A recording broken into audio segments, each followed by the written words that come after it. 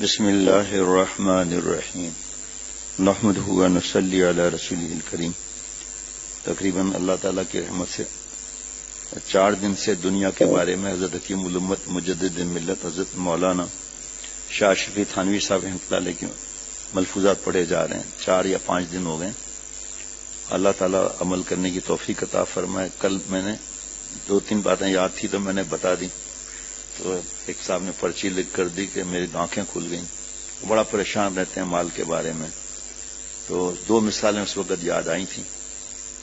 ایک مثال تو یہ یاد آئی تھی کہ حضرت تھانوی رحمۃ اللہ نے فرمایا کہ دنیا آج تک کسی کو ملی نہیں، کسی کو نہیں ملی.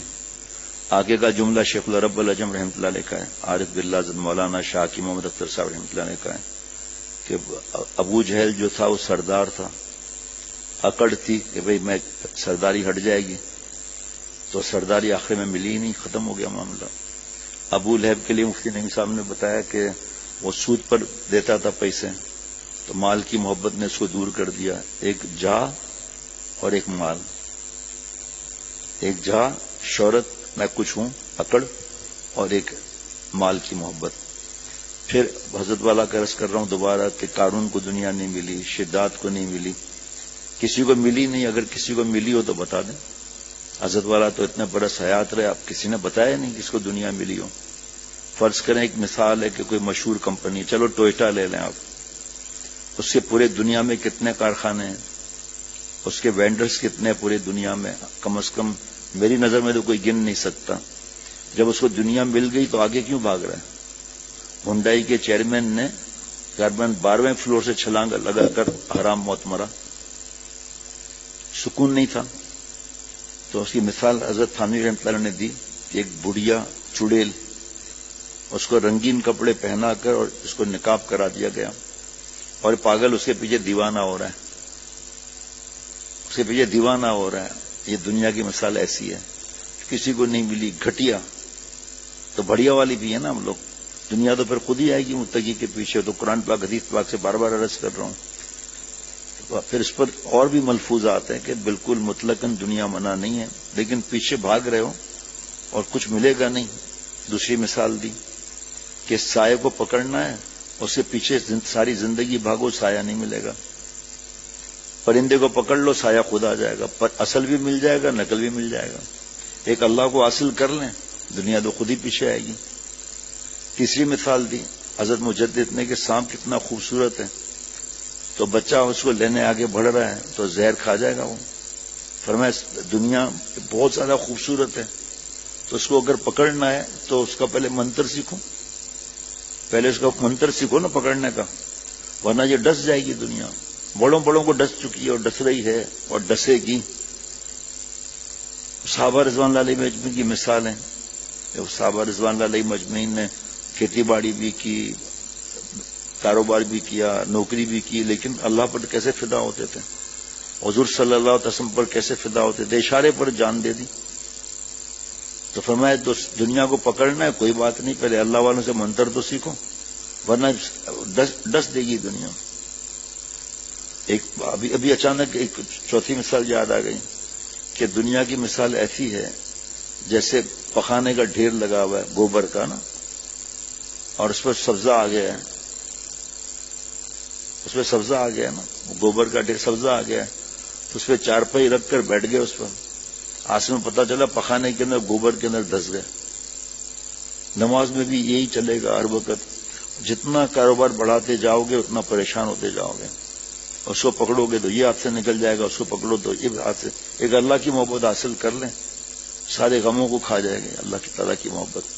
تقوی فرض ہے نا، تقوی کی اتنی فکر ہے جتنے ہمیں جائیداد بنانے کی فکر ہے. اور کل جو حدیث پاک پڑھی تھی تو اس میں حضرت تھانوی رحمۃ اللہ نے فرمایا کہ یہ لے لیں گے، ہمارے ساتھی جمع کر رہے ہیں، ان سے لے لیں گے، کوئی مسئلہ نہیں. زمین بڑے قدر کی چیز ہے، اس سے عزت و جاہ کی حفاظت ہوتی ہے. اس لیے جائیداد کے متعلق حضور صلی اللہ علیہ وسلم کا ارشاد ہے کہ نہ ہو تو لو مت، اور ہو تو دو مت. یہ امر مشاہد میں ہے کہ جس کے پاس جائیداد ہوتی ہے اس کی عزت تو جائیداد سے ہوتی ہے، وہ اگر جائیداد بیچ دے گا اس کی وہ عزت ہرگز نہ رہے گی، اس لیے اس کو رکھنے کے واسطے فرمایا۔ یہاں تک کہ اگر کسی مسئلے سے فروخت کرے تو پھر دوسری فوراً لے لیں، اور جس کے بعد جائیداد نہ ہو تو اس کی جو عزت ہوگی وہ ویسے ہی ہوگی، پھر جائیداد خرید کر کیوں جھگڑے میں پڑے؟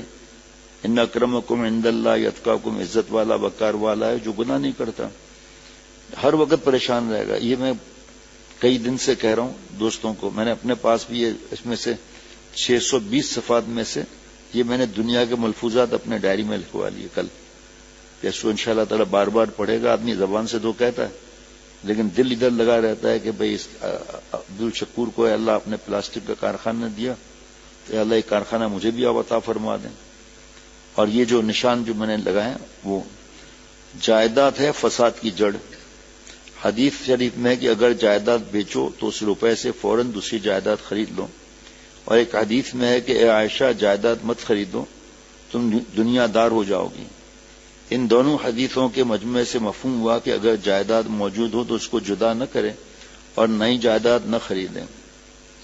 ارشاد فرمایا کہ جہاں کا اصل فائدہ دفع مضرت ہے اور مال کا اصلی فائدہ جلب منفعت ہے، یعنی مال خرچ کر کے آدمی اپنی ضروریات پوری کر کے نفع حاصل کرے، مگر جہاں سے شہرت سے جلب منفعت کا کام لیا گیا تو اس کا حلال ہونا مشکوک ہے، کیونکہ بعض اوقات کوئی آدمی دوسرے کے جاہ اور جلال سے مروب ہو کر کچھ دے دیتا ہے مگر دل اس پر مطمئن نہیں ہوتا۔ ایسی صورت میں اس جہاں سے حاصل شدہ منفعت حرام ہے۔ مال اور جہاں کے معاملے میں استاذ مرحوم حضرت مولانا محمد یعقوب صاحب رحمۃ اللہ علیہ کے دو شعر ہمیشہ یاد رکھنے کے قابل ہیں۔